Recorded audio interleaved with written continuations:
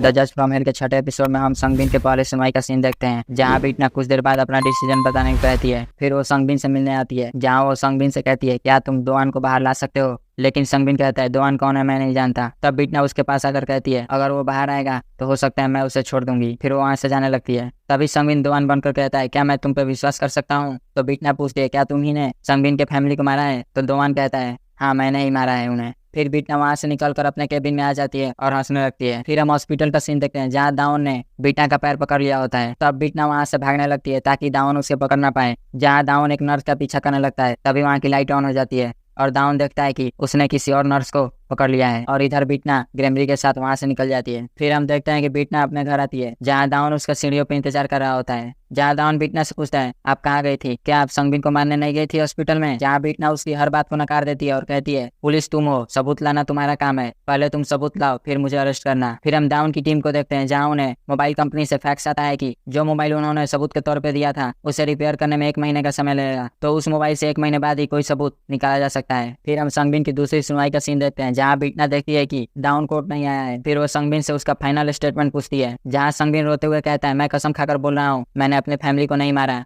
तब बीटना अपना डिसीजन सुनाने वाली होती है, तभी वहाँ पे दाउन आ जाता है और वो बीटना से कहता है संगबिन खूनी है, मेरे पास सबूत है जो इसके बेटे ने ही रिकॉर्ड किया है। फिर हम फ्लैशबैक का सीन देखते हैं, जहाँ दाउन सोच रहा होता है आखिरकार उस मोबाइल से कैसे हम लोग सबूत निकालें। फिर उसे क्लाउड अकाउंट याद आता है। फिर वो लोग उसके बेटे के क्लाउड अकाउंट में लॉग इन करते हैं, जहाँ उन्हें एक रिकॉर्डिंग मिलता है। फिर सीन प्रेजेंट में आ जाता है, जहाँ बीटना इस सबूत को खारिज करने की कोशिश करती है, ये कहकर कि ये सबूत कोर्ट में पहले सबमिट नहीं किया गया है। तब दाउन पूरे कोर्ट में वो रिकॉर्डिंग चला देता है, जहाँ पूरा कोर्ट सुनता है कि संगबिन अपने बेटे को मार रहा होता है। तभी वहाँ संगबिन की पत्नी आ जाती है, तब वो अपनी पत्नी को हथौड़े से मार देता है। फिर हम उसकी छोटी बेटी को देखते हैं, जो हेडफोन लगाई होती है, लेकिन चिल्लाने की आवाज सुनकर वो बाहर आती है। फिर सीन प्रेजेंट में आ जाता है, जहाँ पूरे कोर्ट की हालत खराब हो गई थी ये सब सुनकर। इधर बीटना बहुत गुस्से में थी, लेकिन वो कुछ नहीं कर पा रही थी। फिर हम कुछ देर बाद का सीन देखते हैं, जहाँ बीटना फिर से संगबिन का फाइनल स्टेटमेंट पूछती है, जहाँ संगबिन फिर से झूठ बोलता है। तब बीटना उसके पास आ जाती है और उसे भड़काने लगती है, क्या तुम्हें सच में नहीं याद है कि तुमने अपने फैमिली को मारा है। जहाँ संगबिन बीटना पे हमला कर देता है और ऐसा दिखाता है कि ये सब दोआन कर रहा है। जहाँ हम देखते हैं कि बीटना बहुत खुश होती है। फिर बीटना अपना फाइनल डिसीजन सुनाती है और कहती है भले ही संगबिन ने अपने फैमिली को मारा है, लेकिन इससे पहले वो अब तक अपनी फैमिली के लिए जीता रहा है और वो अभी बीमार है, इसलिए उसे गिल्टी नहीं माना जाएगा। और वो उसे 2 साल की सजा देती है, वो भी मेडिकल सेंटर में, जहाँ उसका इलाज चलेगा। फिर हम देखते हैं कि दाउन और कुछ पुलिस वाले संगबिन को हॉस्पिटल ले जा रहे होते हैं। फिर हम मांडो को देखते हैं, जो बीटना के पास आता है और वो बीटना से कहता है कि दाउन भी उस बस में है, क्या ये ठीक होगा। तो बीटना कहती है ये हमें आगे पता चल जाएगा। फिर हम पुलिस बस को देखते हैं, जिसमें संगबिन को ले जाया जा रहा होता है। तभी उनका एक ट्रक से एक्सीडेंट हो जाता है। तब पुलिस वाले उस ट्रक को घेर लेते हैं, जिसमें से 2 लोग बाहर आते हैं जिन्होंने अपनी पहचान छुपाई होती है और वो पुलिस वालों को ऐसे मार रहे होते हैं जिन्हें देखकर ही हमें पता चल जाता है कि